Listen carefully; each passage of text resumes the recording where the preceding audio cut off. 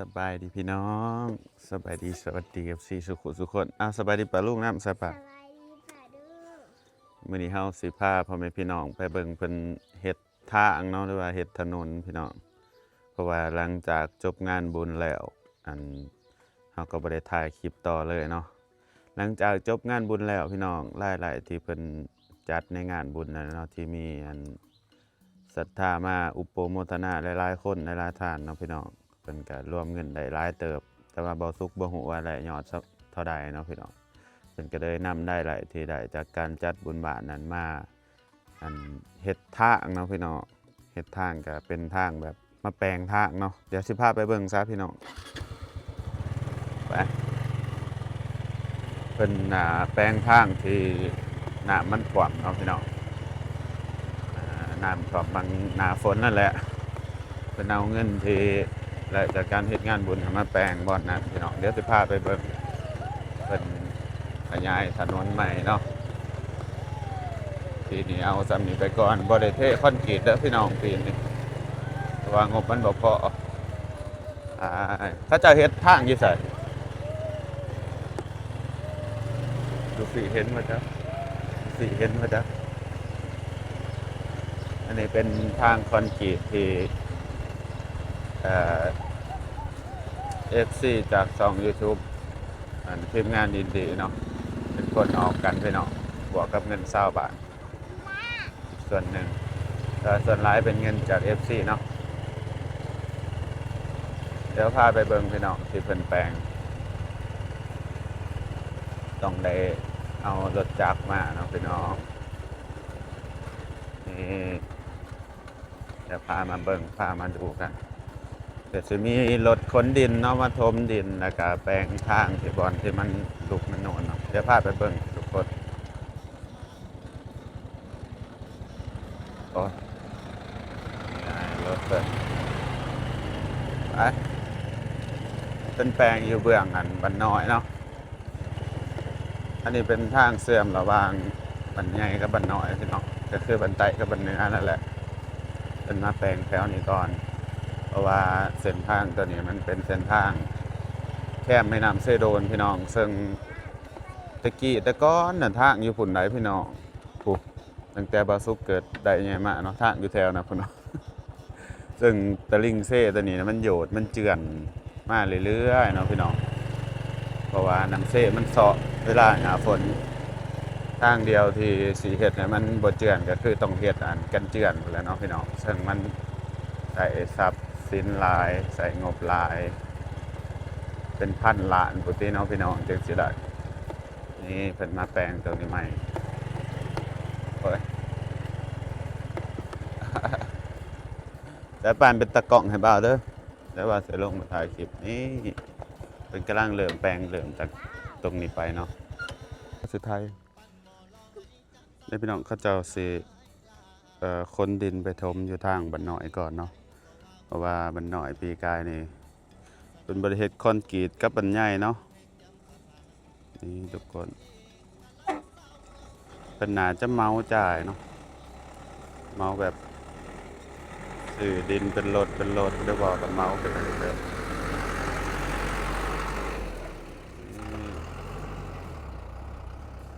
นี่ทุกคนอันนี้เป็นทางที่แบบว่ายับเข้ามาเรื่อยๆเนาะพี่น้องเพราะว่าหยังเพราะว่ากันเจือนกันเจือนเพราะว่าดินแคมเซ่เนี่ยมันเจือนลงตลอดเนาะพี่น้องเจือนลงสุปีซึ่งเฮ็ดให้แบบดินมันยับเขาตลอดเนาะพี่น้องซึ่งชาวบ้านก็เจ้าก็ได้อันนี้กันพี่น้องตกลงกันคือเจ้าของหน้าเนาะผู้ใดมีหน้าอยู่นี่ก็จำเป็นต้องได้ยับเขาเรื่อยๆนะพี่น้องเพราะว่ามันจำเป็นได้ถ้าแบบว่าบ่ยับเขามันก็บ่มีทางเที่ยวเนาะพี่น้องเนาะคือแต่ก่อนนั้นแถวนี้เป็นไฮนาเขาจะเบิดได้พี่น้องแถวที่บอลบ่สุกยืนนะทางตะกี้อยู่พูนผู้เคยเที่ยวมันเจือนเนาะเดี๋ยวพี่น้องเขาจะมาถมใหม่ถมให้มันนู่นขึ้นกว่าเก่าผู้ใดจื้อได้แน่เนาะตอนยามฝนนี่เวลาน้ำท่วมนี่มันจะหล่นตะลิ่งบ่อนนี่เนาะหล่นตะลิ่งบ่อนนี่ได้เฮ็ดให้น้ำมันไหลเข้ามาหน้าเนาะแต่มันก็เลย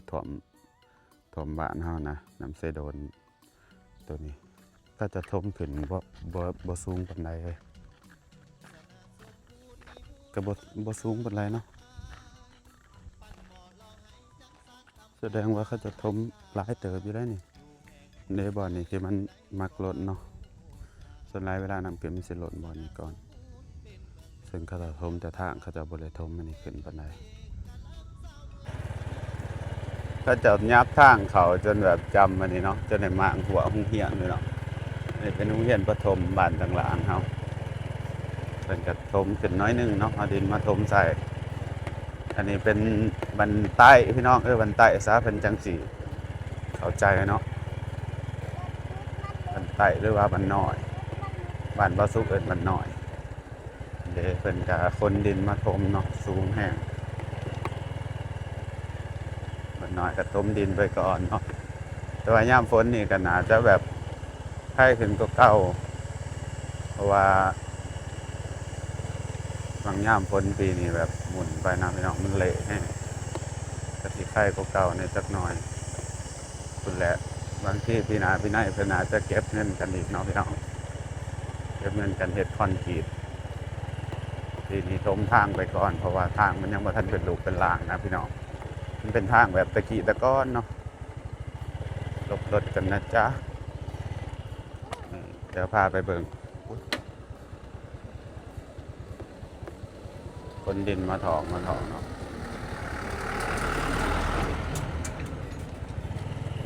ไป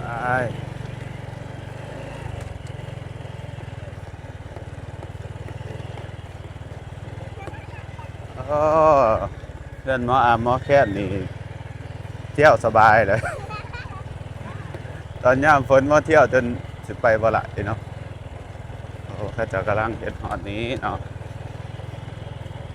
เดี๋ยวเฮาสิมาถามชาวบ้านเนาะว่าเป็นเฮ็ดจังไดจังไรเนาะในการเฮ็ดทาง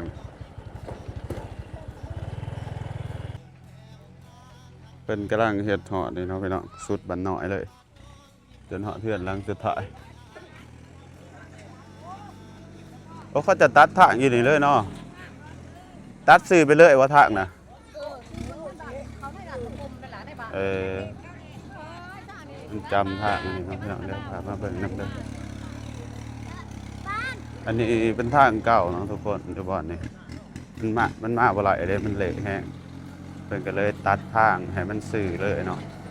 แล้วก็สายป่านระวังรถอย่าพาไปแล้วก็เอาดินมาถมให้มันสูงขึ้นเนาะจะเที่ยวง่ายนิดสักหน่อยเดี๋ยวเราไปถามมีพ่อก่อนว่าจังใดเนาะเรื่องในการเฮ็ดทางถ้าจะเอาซื้อดินบ่หรือว่าแบบเหมาร่วมเลยบ่นี่เป็นงบที่ได้จากพี่เดี๋ยวทางเก่าก็สิเป็นประมาณนี้เนาะพี่น้องนี่เป็นทางหลุนเก่าๆเลยก็สิเป็นทางประมาณนี้ซึ่งมันบ่เลยมันบ่เอิ้นว่าถนนเลยนะพี่น้องมันเอิ้นว่าทางเกวียนเนาะแต่ก่อนเพิ่นก็เลยเบิกทางใหม่เลยซะนี่เบิกทางใหม่อันนี้แบบบางคนเพิ่นก็ไปเสียสละเนาะเสียสละหลายอย่างเลยก็คือเสียสละดินตัวเองเสียสละนั่นนู่นนี่เลยเนาะพี่น้องมันบ่เฮ็ดแนวนี้มันก็เที่ยวยากตัวเองเนาะเที่ยวยากหลายๆคนเพื่อหมู่บ้านเฮาเองที่เด้เพิ่นตัดสื่อไปจังซี่สื่อไปเลยอันนี้เป็นเดินบ้านแม่กลมเนาะพี่น้องอันทมทางก็ทมจังซี่ไปเลยตรงไปเลยไปพุ่นเลยเนาะไปฮอดปงก็สิมีห้องน้ำอยู่หั่นอีกซึ่งเป็นสร้างทางเชื่อมต่อระหว่างบ้านต่างหลังกับบ้านคำหยาดเด้อพี่น้องคันตรงไปทางเมื่อกี้นี่เพิ่นก็เอาดินมาถมเรื่อยๆเนาะสิมาถามอีพ่อก็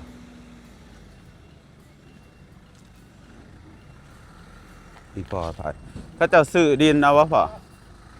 ซื้อเป็นดินเอาบ่หรือว่าอีหยังจะไรซื้อเป็นดินรถ1 500,000รถ1 500,000แต่ปลานะพี่เขาเจ้าสิมาดีแล้วหั่นรถ1 500,000พี่น้องไล่จักรถแบบนี้ เอาร้อยรถ ต้นที่มันอย่างนี้ ร้อยรถกะ55 ล้านรถ1.5 แสนเนาะเป็นเงินที่ได้จากการเฮ็ดงานบุญนั่นแหละพี่น้องงานบุญได้เท่าไหร่ถ้าจะร่วมได้170ปลายลับ 170 ปลายละเอามาเฮ็ดทาง แดงใช่ที่ใต้เห็น50ละ เออ ไม่เฮ็ดนี่ละ 55 ล้านเนาะงบในการเฮ็ดทาง55 ล้านเป็นเงินบาทประมาณเดี๋ยวบ่สุกคำนวณให้เด้อพี่น้อง55 ล้านกีบเนาะเป็นเงินบาทเรทเงินบาทตอนนี้ประมาณ680อยู่ประมาณนี้เนาะประมาณ 80,000 บาทพี่น้องรายได้รวมของอันนั้น170 ล้านเนาะเฮ็ดงานบุญอันนี้เป็นรายได้รวมรวมได้ประมาณ 250,000 บาทพี่น้องก็แบ่งมาเฮ็ดทางประมาณ55 ล้านแล้วก็ใส่หนี้ของปีกายนำเนาะเพราะว่าปีกายนี่เพิ่นก็เฮ็ดทางคือกันพี่น้องเฮ็ดทางแบบนี้แหละแต่ว่าติดก่อนก็เลยมันได้ใส่หนี้ของปีกายนำ ก่อนมันขาดเอา30 เฮ็ดฮอดใส่นี่ฮอดโป่งหัว นี่แหละ เอาเทือนแม่กลมนี่พี่น้องเฮ็ดฮอด โคตร บ่อนนี้แล้วเนาะฮอดกกคามบ่อนหน้าลุงพานหน้าบ่อต้อยจะใส่รถเหยียบจังซี่เนาะปีนี้เบิกทางไปก่อนพี่น้องเพื่อความสะดวกสบายของหมู่บ้านเฮาเองเด้อพี่น้องเด้ออันบ่เฮ็ดมันก็จักปีใดเนาะมันสิได้เที่ยวบ้านเฮานี่บ้านตั้งหลังนี่ยังดีแล้วพี่น้องเอ้ยได้ทางคอนกรีตบางทีกายนี่มี FC จากช่อง YouTube พวกบ่าวซุปซอยหลายเนาะจะได้ทางคอนกรีตจนสุดบ้านเลยพี่น้องเอ้ยแต่ว่าบ้านอื่นหรือว่าบ้านอื่นเมืองอื่นนี่ต้องได้เก็บกันเองทางที่แล้วก็หลายปีแล้วลบรถอีกสายบ้านครับพี่ลบออกมาทางนี้การรถเหยียบใหม่โครงใส่คือบ้านอื่นนี่ต้องได้เก็บกัน100%พี่น้องบ้านเราซุกมี FC ซอยเนาะโชคดีไปพี่น้องเอ้ยปีกายนี่ก็ได้แล้วอยู่ในบ้านใหญ่ยังบ้านน้อยเด้อพี่น้องแต่ปีใดเพิ่นเก็บกันเฮ็ดอันอย่าลืมมาซอยอีกแน่เด้อพี่น้องเด้อ ระวังเพิ่นแต่ FC เลยเนาะ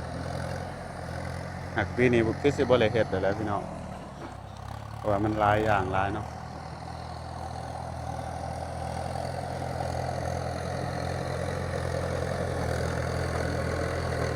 ใส่รถอุปตะเองเอา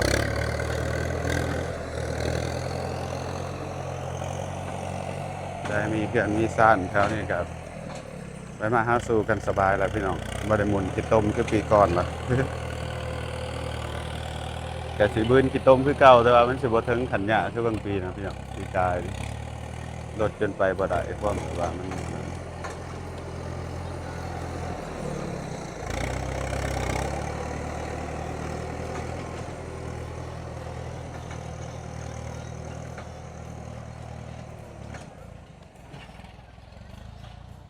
สูงเติบอยู่ต้มมาในบ้านก่อนเนาะทุกคน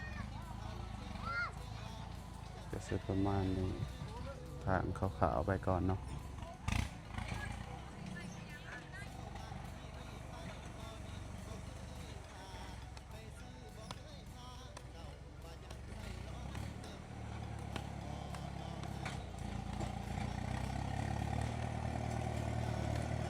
เดี๋ยวบัดทางแล้วว่าซุกสิมาอัปเดตให้เบิ่งอีกเทื่อหนึงเด้อพี่น้องว่ารูปร่างมันจะเป็นแนวใด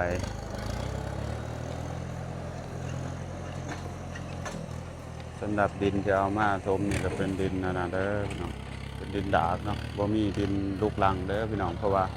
บ้านบ่ซุกมันบ่มีขี้หินบ่มีหินลูกรังมีแต่ดินแบบนี้เนาะซึ่งถ้าสิเอาหินลูกรังมาถมมันก็อยู่ไกลใส่งบหลายอีกเนาะทุกคนกระทมดินดากไปก่อน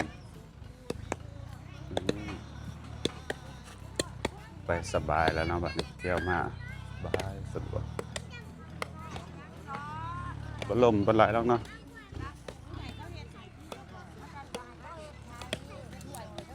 ดีดอกที่กูตกที่ได้ ไต้หวันเข้มเสะหักแถวนี่คือเสะคือสิบ่โยชน์เข้ามาแล้วพี่น้องเพราะว่ามันมีจุดโยชน์กับบ่โยชน์ได้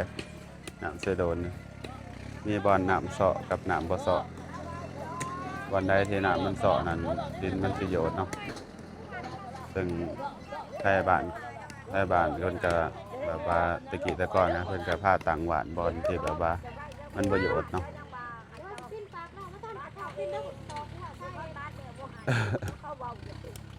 ตกที่ตรงนี้โอกาสนี่ก็เสียเสีย ทางที่ได้ก็สิประมาณนี้เนาะพี่น้องเป็นทางดินแดงหรือว่าดินดางบในการเฮ็ดก็55ล้านพี่น้องรถหนึ่ง500,000สิเป็นจำนวนรถเนาะเดี๋ยวถารถมาเพิ่นก็เบิกทางไปเรื่อยๆเนาะเบิกทางไปก่อนไปไสเตอร์ ใหญ่กับหลานเพิ่น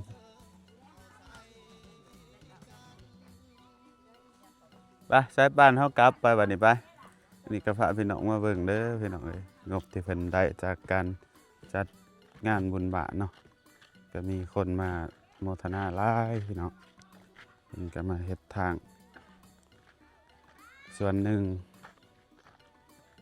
ก็ใส่นี้เนาะแล้วก็ยังอีกส่วนหนึ่งบ่ฮู้ว่าเพิ่นสิเฮ็ดหยังแหน่เนาะก็ถ้าเบิ่งกันไปพี่น้องเพราะว่ามันเป็นเงินส่วนรวมนะเขาเจ้าต้องแบบว่าถามเบิดบาทเนาะบ่แล้วเขาก็ต้องขี่รถเมื่อไปวันนี้บอสุกกับพามาเบิงพามาอัปเดตเนาะตะกี้นะเฮ็ดบุญนี่กว่าสิมีนี่แต่ละปีนี่ยากจังพี่น้องก็สิมีบุญเนาะหาก็มีปีนี่ไปสายบ้านกลับบ้านเราเถอะ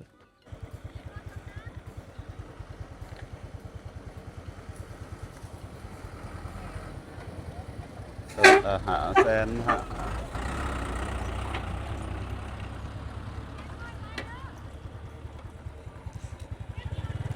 บอนที่เพิ่นไปเอาดินกับอยู่พุ่นเนาะพี่น้องเบื้องสนบ้านเบื้องนะพูนต้นบันเหนือพุ่นแหละเด็กก็ประมาณนี้พี่น้อง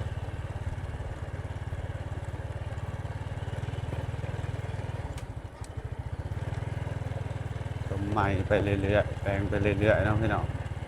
คันมีคอนกรีตนี่มันคือแบบจบทุกอย่างเลยนะกว่ามันจะเพ่ก็เป็นเท่าไร10 ปีเนาะ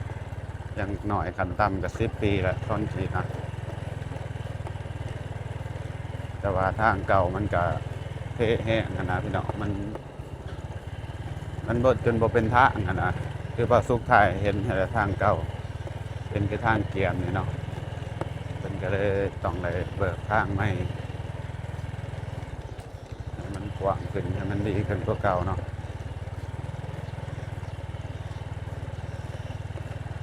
โอ้ขายบักแตงเหรอจ้าหน่อยไปขายบักแตง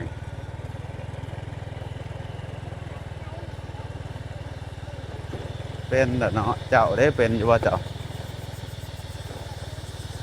พี่น้องเดี๋ยวก็หอดสงกรานต์เนาะที่ไม่แหละบ่ฮู้ว่าสิมีน้ำมันหรือบ่สงกรานต์นี่นะอันสงกรานต์น้ำมันขาดนี่คือสิแบบบ่ม่วนเลยนะ คือสิริดินแต่อยู่ในบ้านเนาะบ่ได้เข้าในเมืองดอกว่าสุกนี่เดจุดนี่ก็เป็นจุดที่แบบว่าอันนี้เนาะพี่น้องจะเสือจังไรมันดินมันเจือนตลอดถ้าเจ้าก็บ่ค่อยอยากแบบว่าลงทุนเงินไปหลายนะบ่อนนี้เพราะว่าจังไดดินมันก็เจือนตลอดนะบ่อนนี้คือคันสมมุติว่าเทคอนกรีตก็บ่ได้เทนะบ่อนนี้นะเพราะว่าดินมันโยนเนาะ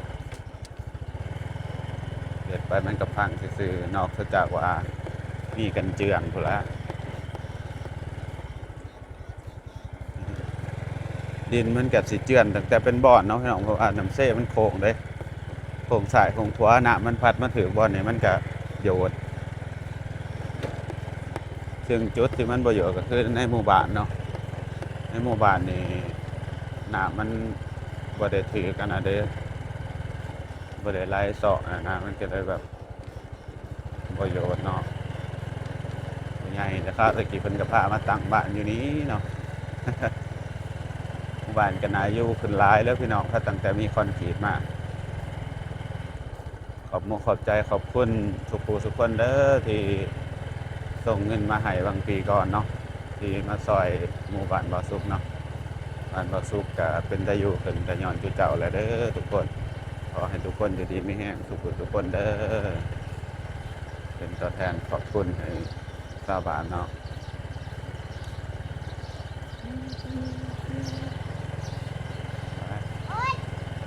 ยังเป็นทางเขาเพื่อนบ่าวสุกนี่แหละบ้านนี้ลูฟี่เป็นว่าเห็นแล้วค่ะ เดี๋ยวบัดมีเงินสิซื้ออันนั้นมาใส่พี่น้องซื้อหินลูกลังฮะเอามาใส่นี่นะเอามันเททางเข้าบ้านบ่าวสุกนี่แหละบ่ได้เที่ยวสบายตัวเองเนาะยามฝนมันนั่นน่ะเด็กยามฝนมันเละไปไม่ได้ลูกเขามาหาแล้วนี่ลูกไปโอ้โอ้โอ้โอ้ ไปเจอกันใหม่คลิปหน้าเด้อพี่น้องฝากกดไลค์กดติดตามเป็นกำลังใจให้ช่องว่าสุกในเด้อบ๊ายบายบ๊ายบายในสายบ้านบ๊ายบายจ้า